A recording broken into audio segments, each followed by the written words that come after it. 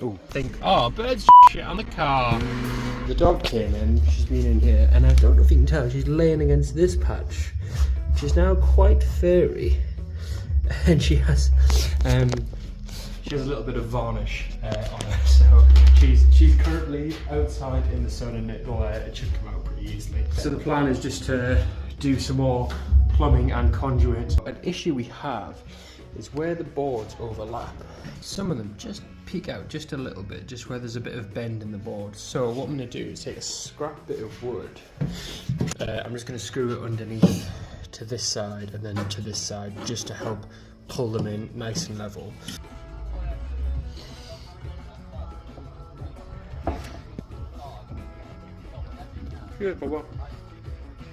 So something I've just learned about this pipe is if you bend it, it actually holds its position. I fitted all of this with it still bending into its sort of natural rolled position.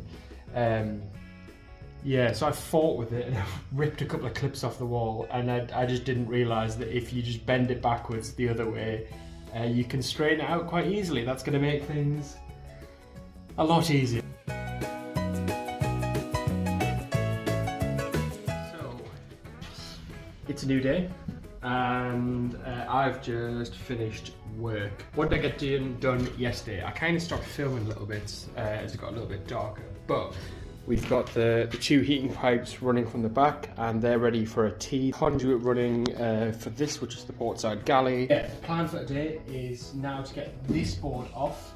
We'll glue the conduit clips at the top, and then we've got to put the heating pipes in. So I've already got the T on this one, and that lines up almost perfectly with this hole.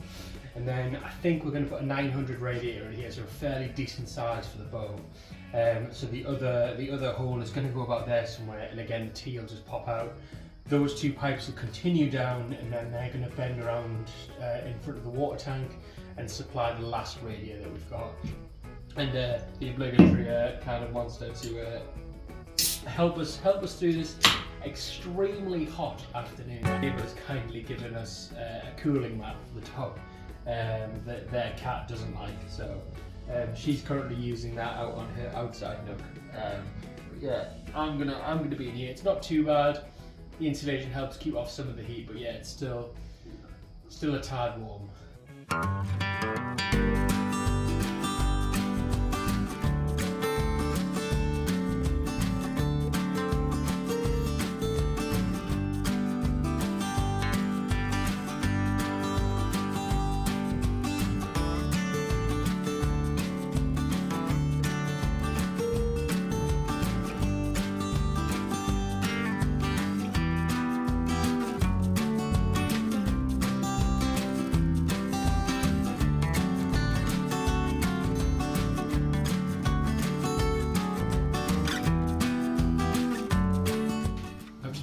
For my screwdriver for like the last 3 or 4 minutes, and I remembered that I used the insulation hole in the wall as a screwdriver holder. I do need to fill that. It's finally here. This is our big box, or our big pile of electrical components, and the first thing we want to do is we want to take everything, get it over to the boat and start giving everything a thorough check over. The easiest thing to do first was the solar panels, so we got them on, laid them on the roof and opened every box, and we wanted to just have a check to make sure the panels weren't cracked in any places or the glass was damaged. So we opened them up, have a lift and just check there's no cracks or anything in there, and then we're just going to pop them back down and we're just going to leave them on the roof for now so they're out the way. Those are all good, so we're going to move inside and start unpacking the rest of the pallet. The big part of the pallet after the solar panels is 6 of these lithium ion 100 amp hour batteries, and in hindsight I probably should have just bought one big battery and it would have made things a lot easier, but that's the value of hindsight, and I've actually learned a lot by doing it this way, and I've probably saved a fair bit of money. So it was right for us at the time, but I think if I did it again I would probably go for one big battery.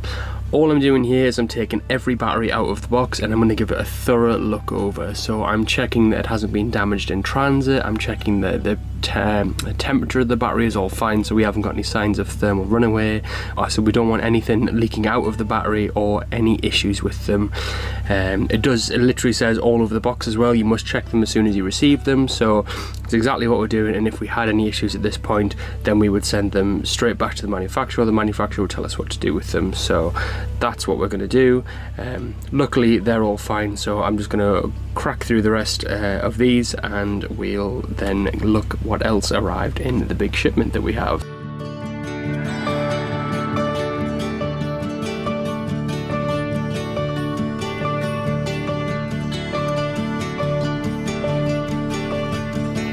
And this is the last battery. In a later video I'll explain a bit more about why I think I should have gone for one big battery instead of 6 smaller batteries, but for now we want to unpack this big box. First thing out of the box is this solar cable, which has the MC4 connectors on either end ready for us to use. We'll probably split this and change it into smaller cables later. The next thing is our Victron power cable that links up with our Victron power inlet, which is going to be in the box as well, and this is just a nice tidy bag to keep it in. Next we have our solar panel mounts. These are going to mount the 4 solar panels to the roof. We've only got 2 sets because the other 2 are going to be mounted on boxes, and this is the sealant we're going to use to make sure everything doesn't leak and it's nice and tight. There's a few other bits that came with this kit, which includes the taps that you've just seen, this very difficult to open packet of drill bits, and some other bits for ensuring a really good fit when we put those solar panels on the roof and just making sure things don't wobble around too much. Here's a couple more of the MC4 connectors that we'll be using. These just give a nice weather-tight seal between electrical connections, specifically for solar panels. Those were the female ones, and we've got the male ones in this bag. These are parallel connectors, so we've got 2 sets here, 2 males and 2 females, and these are just so we can make series and parallel strings of our panels, which I'll go into in a later video. This is the shore power inlet that I mentioned before, which is just a nice flush fitting shore hookup, and it just looks a little bit nicer than some of the other ones that I've used before. It's really nice finish and a really nice weather tight seal on it, so we shouldn't have any issues. I've had issues with rusting on previous ones on our boat. These are the smart Victron cables that just lets everything communicate together. We've got 2 of them, and we have some isolator switches. These are some more fittings for the solar panels, so these go with those tilt mounts just to make the solar panels able to sort of angle around on those big mounts that we looked at before. This charge controller will regulate voltage from the solar panels and charge the batteries properly. Okay. This is a DC to DC charger, which allows us to charge our batteries using one of the 2 alternators that are on the engine. In this clip you can see a non-isolated DC charger, which is actually the correct one that I should have used, and I mistakenly exchanged it later for an isolated one.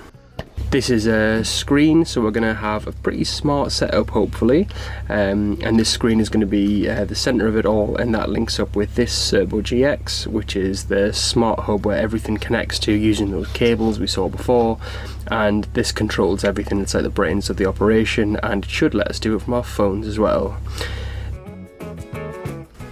This is a galvanic isolator, and what this does is it helps regulate any shore power that comes into the boat just to stop it from eroding our hull through galvanic corrosion. It's not normally stocked by Bibble Solar, where I ordered everything from, but the director was emailing me back and forth and we managed to get one included, which was fantastic. We've also got some glands so that our solar cables can enter through the roof and it should give a weather-tight seal. This is our smart shunt, just again part of our smart system, just to track our battery usage and voltage, which links up to the Serbo GX just to give a display of current in and current out, which will be really useful. This is one of 2 Lynx distributors that we have, which are just central buzz bars that we can pull all of the wires to, and it just sort of forms a power spine of the system and makes everything a little bit easier. It has a positive buzz bar and a negative buzz bar and 4 individual fuses. We haven't quite got enough, so we've got 2 so that we have 8 possible fused lines. We're going to pack everything back into the box, and then there's one more thing to look at.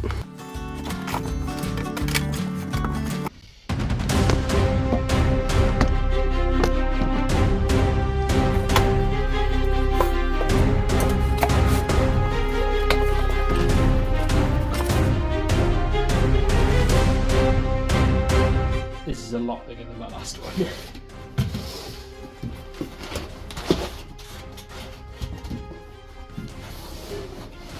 She big.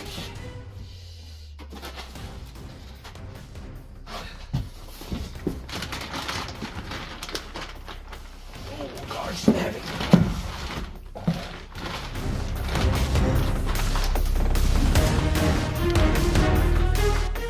So this is the Multiplus, which is our charger and inverter, so it can take 240 from shore power and charge our 12 volt batteries, and it can also use our 12 volt batteries to give us 240 supply inside the boat so we can plug in our normal house plugs. Extremely accurate bit of cardboard that I've drawn from the inverter.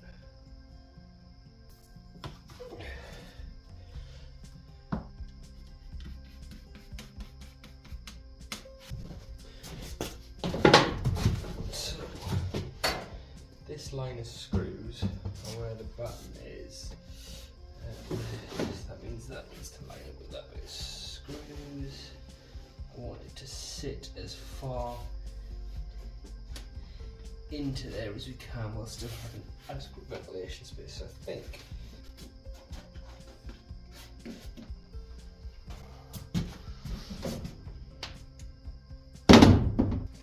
This might come over. Ideally want this to be about there.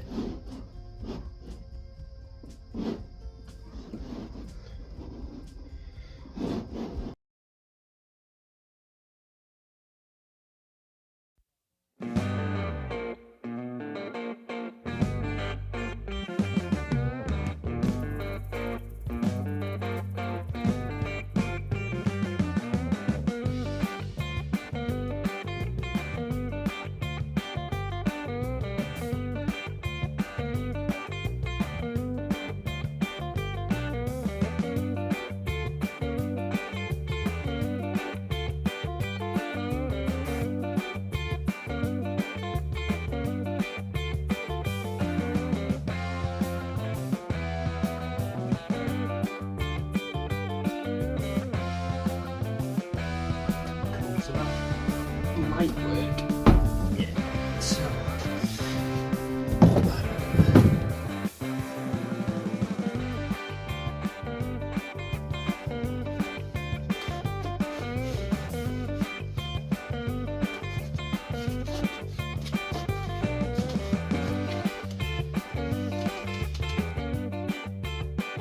So after quite a bit of deliberation and making cardboard cutouts of all the big components, I think I have a rough idea of where everything's going to go. The inverter is fixed here. There's a button behind here that's screwed to steel, which will support the weight of the inverter. It's very heavy. I will look up the weight. Here we're going to have a hole that goes through into the engine bay, which is where the electrics are going to come through, and then we're going to have our DC to DC charger here, the solar controller, so the solar panels come on the roof, the cable's going to come down, go into the solar controller. Basically the DC charger, the inverter and the solar controller are all going to go into here, so there's two cables from the inverter, one from the DC to DC charger and one from the solar. So the reason the inverter has two sets of cables is just because it is quite a big draw that it can potentially have, so it has two cables just to spread that load out, and then all of those cables are fused as well.